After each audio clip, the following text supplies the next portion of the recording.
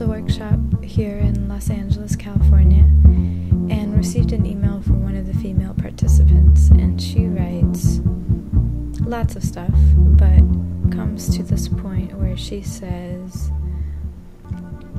"You literally blew my mind. Wow. I thank you and pray that my boys don't ever need to see you as grown men. I will let the reins go fully on them and encourage them to trust themselves and have already started on." And then she quotes what she had told them. "Love and hold and touch your penis every day. It's your place of power."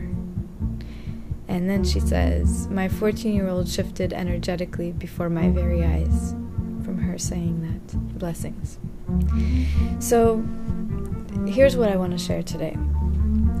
If we really want to have beautiful, strong, grown men on the planet, we have to create an environment for a man to really flourish into his masculine energy, What does that look like?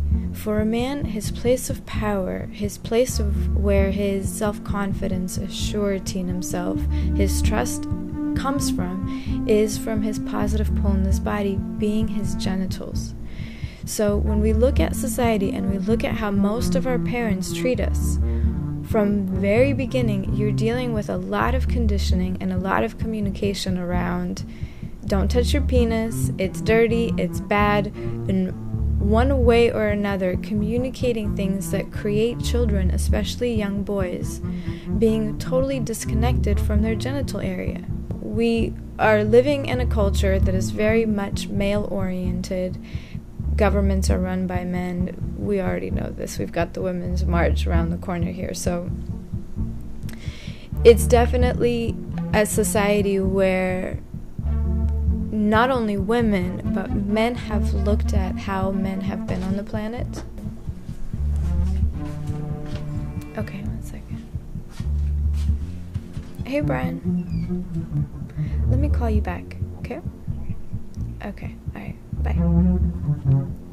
Okay, back to the video. So here we are. So not only women, but men have looked at how men historically have been on the planet and basically just kind of made a commitment to themselves and said, I don't want to be that kind of man. I don't want to be that kind of man. What they failed to realize is that what they were seeing and what we see often in the world is an unhealthy version of masculine energy. So for a lot of these young men, when they make that decision, what they really should be saying is that I don't want to be the unhealthy version of a man, rather than saying I don't want to be a man. Because what that ends up creating is them starting to lean too much on their feminine side and really disregarding their masculine energy. Now, there's nothing wrong with having feminine energy. We both carry feminine and masculine energy internally, but they must be balanced. So if a man pulls away from his masculine energy in any kind of way, the female energy in him becomes chaotic. It becomes very emotional, very moody, very indecisive. So he no longer has access to really the power of the male energy that he carries, and neither the power of the feminine, which will be the patience, the lovingness, the unconditionalness of the feminine.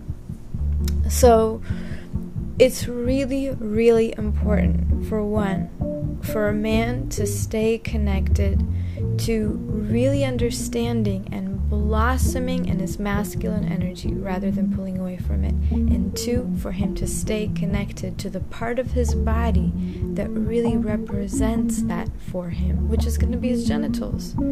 So for all you mothers out there, when you are telling your child, don't play with your penis, don't pay attention to your penis, that's dirty, that's bad, and all this programming that creates him needing to disconnect from his genitals, you're really disconnecting him from his power.